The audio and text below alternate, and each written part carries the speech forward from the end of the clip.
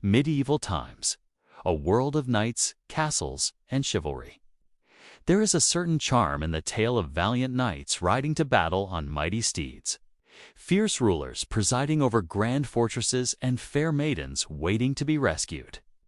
It's a world that seems both romantic and exciting, doesn't it? But what if I told you this vision of medieval Europe is far from the reality of the times? The truth is, life in medieval Europe was anything but enchanting. For the vast majority of people who didn't live in castles, it was a time of hardship, disease, and constant struggle for survival. So join us as we unravel the gritty, often grim realities of medieval existence and discover why it was actually quite possibly the worst time to be alive. But before we start our story, remember to hit that subscribe button to stay updated with our latest videos. The dark side of village life.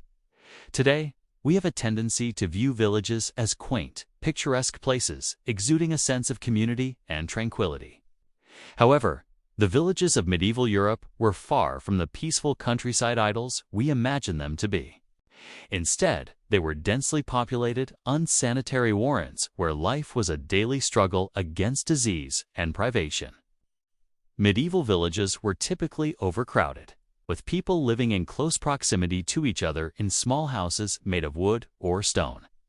These dwellings lacked basic amenities such as running water and proper sewage systems.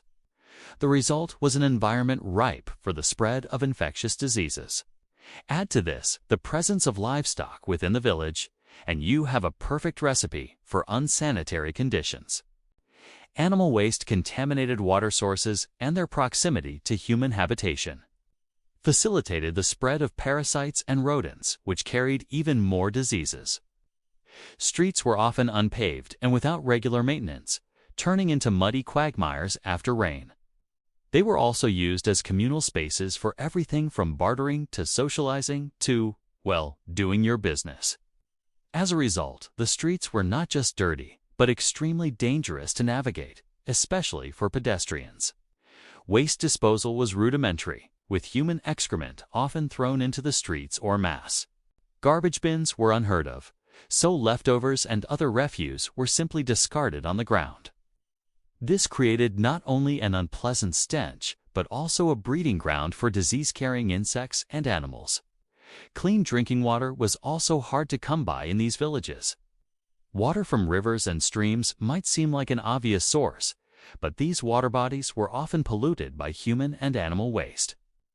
Boiling water was the usual method to kill off most of the contaminants, but it wasn't foolproof. This resulted in many villagers falling sick from contaminated water, further contributing to the cycle of disease and death. To top it all off, bathing facilities were scarce. Public baths, if they existed at all, were often associated with taverns and brothels, which made them somewhat off-limits to the general population. Private bathing was also challenging since most homes couldn't afford indoor plumbing or even basic sanitation. This lack of hygiene meant that people rarely bathed, leading to body odor and an increased risk of skin infections. Life in a medieval village was truly a test of endurance, a constant struggle against the elements and a precarious balancing act to avoid sickness and death. A feast for the senses. Imagine the aroma of stale waste mingling with the stench of rotting food and the buzz of flies creating a symphony of smells. That's what a typical medieval village market was like. While markets might seem like vibrant, bustling places full of colorful wares and tempting treats today, medieval markets were a very different experience. The first thing that would hit you upon entering a medieval market was the cacophony of sounds. Vendors hawking their wares, livestock bellowing, people haggling, all combined to create an ear-splitting clamor. Adding to this sonic assault were the myriad of smells that permeated the market. The stench of rotting food, animal dung, and unwashed bodies created an olfactory nightmare. There was little to no regulation regarding the sale of goods, meaning that unscrupulous vendors could get away with selling spoiled or contaminated products. Meat left out in the sun for days turned bad quickly, and fish imported from distant lands often arrived in a state of decay. The presence of diseased or rotten food not only made the market a hazardous place to shop for food, but also contributed to the spread of disease. And let's not forget about the pests. Flies buzzing around the rotting food, rats scurrying through the stalls, all while feasting on dropped scraps. These creatures carried diseases which could make shoppers fall gravely ill. If you were lucky enough to avoid the foodborne illnesses, you might find that the very ground beneath your feet was treacherous. Medieval markets were notorious for being incredibly dirty and poorly maintained.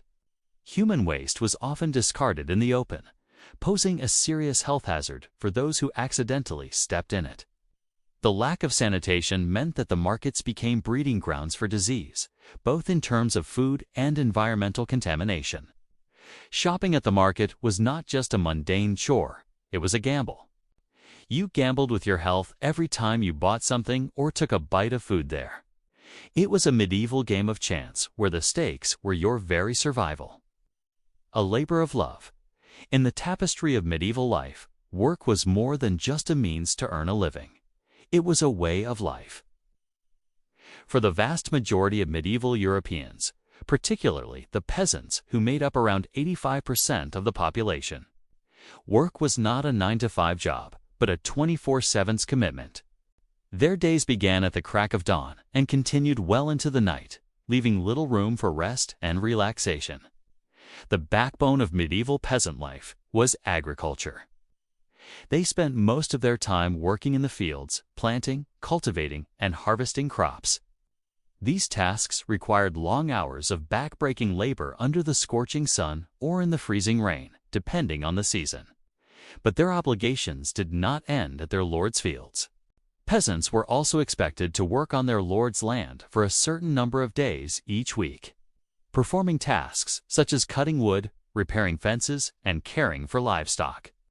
This meant that peasants had little time for anything else, including taking care of their own small plots of land which usually lay neglected, resulting in meager harvests. The concept of leisure time was almost non-existent for medieval peasants.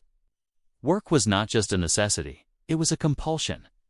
They worked not just until they earned their keep, but often to the point of exhaustion and even injury. The lack of any form of workers' rights meant that they had no recourse against their employers. Medieval peasants were trapped in a cycle of endless toil. There was little respite from the labor that defined their lives. And even when they were not working, they were preparing for the next day's work or recovering from the previous day's exertion. An uncertain tomorrow. In medieval Europe, life was not just tough, it was unpredictable and often cut short. The average life expectancy hovered around 35 years, with many not making it past their 30s or even 20s. Children were particularly vulnerable. With high infant mortality rates, many families lost multiple children during their lifetimes.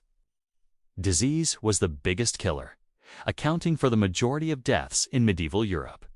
From the bubonic plague, also known as the Black Death, which wiped out an estimated 30 to 50% of Europe's population in the 14th century. Two more common afflictions like the flu and tuberculosis illness was a constant threat. The lack of basic sanitation, coupled with rampant poverty and ignorance about germ theory, meant that infectious diseases spread like wildfire. Small cuts or infections that might be treated with ease today could become deadly in the absence of modern medicine and hygiene. Accidents also played a significant role in ending lives prematurely, especially among men. Tasks like lumberjacking or working with heavy machinery were often done without safety regulations or even basic tools, leading to frequent injuries and deaths. Warfare, which was prevalent in medieval Europe, was another major cause of death. Whether it was large-scale battles or small skirmishes, there was always the risk of being killed or maimed. But even when peace prevailed, there was little guarantee of safety. In a time when robbery and banditry were commonplace, there was always the fear of being attacked on the road or in one's own home. Natural disasters also posed a constant threat. Floods, droughts, and storms could destroy crops, wipe out livestock, and leave people homeless. In a time when society had little understanding of meteorology or disaster preparedness, such events were not just devastating, but often deadly. Life in medieval Europe was a series of risks. Every step, whether it was walking to the market or working in the fields, carried the possibility of injury or death. It was a world where the line between life and death was often blurred. If you found this video interesting, don't forget to hit that like button and share it with your friends. Your support helps us continue producing engaging content about history and the human condition. Thanks for watching.